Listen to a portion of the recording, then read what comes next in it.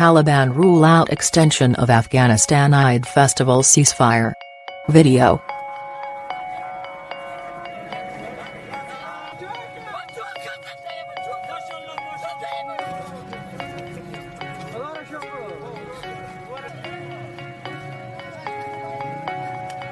The Afghan Taliban have rejected calls to extend a three-day ceasefire declared for the Muslim Eid festival.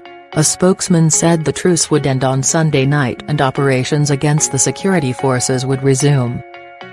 Government officials urged the militants not to return to fighting, as dozens of unarmed Taliban exchanged Eid greetings with soldiers and civilians. Meanwhile, at least 18 people were killed in a suicide attack in the city of Jalalabad, officials said. The blast happened outside the office of the governor of Nangarhar province while officials were meeting Taliban insurgents as part of the ceasefire. Dozens were injured. On Saturday, a suicide attack in the same province, also on a gathering of Taliban and local officials, left 36 people dead. The Islamic State group said it carried out that attack.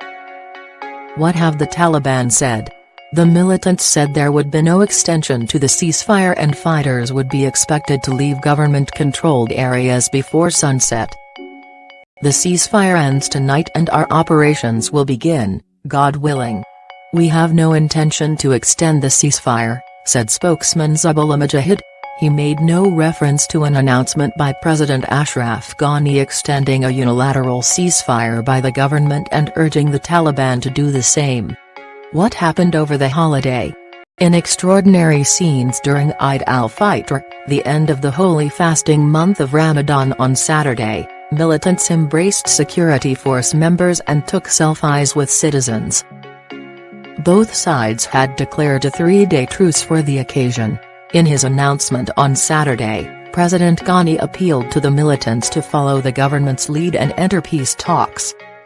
During the ceasefire, Taliban militants were able to receive medical and humanitarian assistance and Taliban prisoners could see their families, he added. The government also released some Taliban prisoners, he said. How did the ceasefire come about? The Taliban announced the three-day halt to hostilities earlier this month, days after a unilateral ceasefire lasting until Wednesday was ordered by the government. It is the Taliban's first ceasefire since the government they ran was toppled by the 2001 US-led invasion. It was the most peaceful Eid. For the first time we felt safe.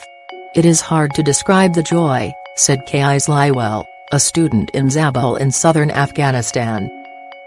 In February Mr. Ghani offered peace talks without preconditions and recognition of the Taliban as a legitimate political group if they respected the rule of law. Tens of thousands of Afghans have been killed since the US-led invasion drove the Taliban from power in 2001.